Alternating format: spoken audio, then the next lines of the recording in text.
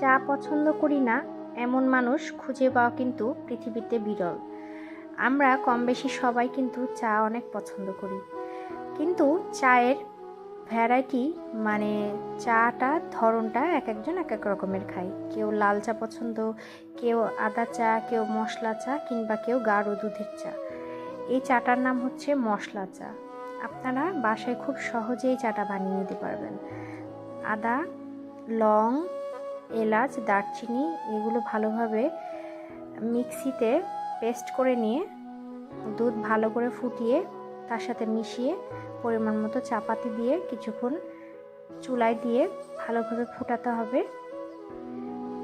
তারপর যখন একটা সুন্দর টেক্সচার চলে আসবে, আপনি বুঝতে পারবেন যে আপনার চাটা কখন রেডি হয়ে গেছে। বাস, আর দেরি না করে ঝটপট চাটা আপনার পছন্দের একটা কাপ কিংবা মগে ঢেলে নিয়ে বিস্কিট কিংবা অন্যান্য কোনো নোনতা কোনো খাবার দিয়ে আপনি এটা পরিবেশন করতে পারবেন।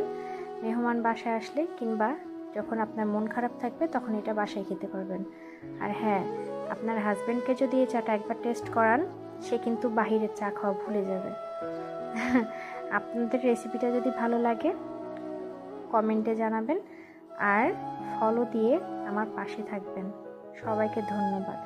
আর চাটা কিন্তু বাসায় একদিন হলেও বানিয়ে খাবেন, আর আমাকে কমেন্ট বক্সে জানাবেন যে আপনাদের চাটা কেমন লেগেছে।